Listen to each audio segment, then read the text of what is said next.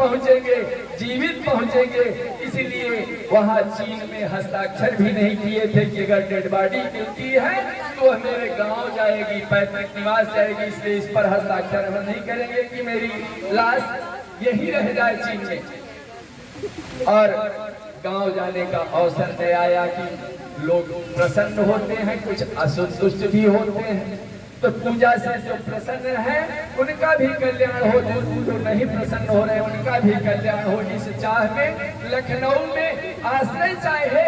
और उस समय सभासद जो आज वर्तमान है सरिता मिश्रा जी, वही सभासद और निवेदन किए कि मैं हवन करना चाहते हैं, मेरे पास घर तो है नहीं। तो ओम नगर में हवन के लिए अवसर दिए और कैलाश अकेले ही गए थे, ठीक है, लेकिन दूसरे वर्ष श्रीमती जी भी अकेले गई और प्रदोष की पूजा भी कर सकी वहां, फिर लौट करके आई। अतः जोड़ा भगवान ने बनाया है और सब जन्मों के लिए बनाया है। तो अगर अकेले हवन करते हैं, जोड़ा है, यहाँ है, उपलब्ध है, तो 5 ही आहुत एक साथ डाल दें। और यहाँ नहीं आ रहे हैं तो सबसे पहले पूर्णाहुति के लिए तो निवेदन है कि श्री कृष्ण गोपाल गुप्ता जी पूर्णाहुति करेंगे ही, जोड़े से करेंगे। शुभारंभ वही करवाए हैं, निमित्त बने हैं। और दूसरा निवेदन है कि सभासद जी जोड़े से आहुति करें। अभी घर नहीं पहुंचे हैं, लेकिन निवेदन है बहनों से और सबसे आग्रह है जैसे भी। और इसके बाद जो भी हो सके कि सभी आहुति, अगर 5 आहुति भी जोड़े से कर देते हैं तो बहुत अच्छी बात है। और अभी आपत्ति के समय में जब घर यहाँ नहीं था, तभी ओम नगर में आज इतनी बहनें देखने में मिल रही हैं, लेकिन ओम नगर में वास करने के लिए हमें 2 बहन मिली। तो हम उन 2 बहनों में एक सरिता मिश्रा है और दूसरी रामचंद्र तिवारी।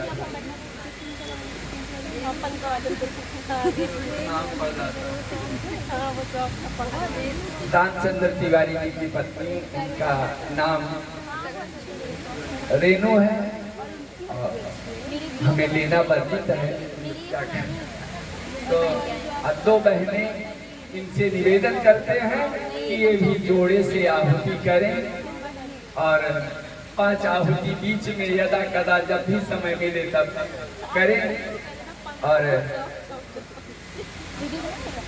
आज आरती के बाद पुष्पांजलि माँ की होगी और 11 ब्राह्मण वर्णित हैं, धोती गमछा बनियान जो उपलब्ध हुई और माँ की कृपा से ओम नगर वासी ही सहयोगी ही दिए हैं। लेकिन लोटा मिला है सबको, एक तांबे का लोटा सबको मिल गया है।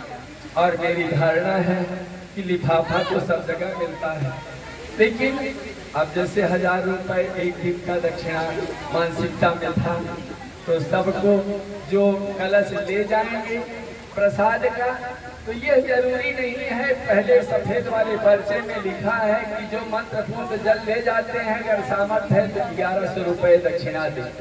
तब 50 ही कलश उठ रहा था और मन में भाव आया कि अगर 50 लोग 1100 दे देंगे तो ब्राह्मणों की दक्षिणा 50,000 हो जाएगी। लेकिन कलश यहाँ 100 आ गए, ठीक है, अब इसका मूल्य दिया जा चुका है।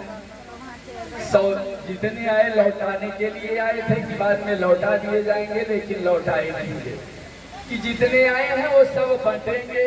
और बाहर से चूंकि रायबरेली से भी आ गए थे, कलश उठाए हैं, वो अपना प्रसाद रखेंगे। अतः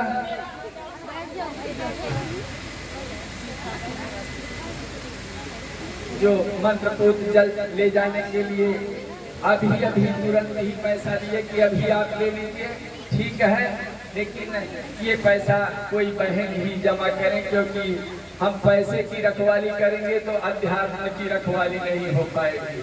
जो विश्वास बना है माँ के दरबार में कि माँ शुरू करवाई है तो पूरा भी वही करवाएंगी, तो हम पैसे के चक्कर में पड़ जाएंगे तो अध्यात्म कम हो जाएगा। इसीलिए किसी बहन को या रेणु तिवारी आप सभासद महोदय कर देते तो ठीक रहा। हाँ, आप पैसे वाई जो देता है ये देंगे आप, अगर या क्यों निमित्त कर दे ठीक है, नहीं कम परे में देंगे।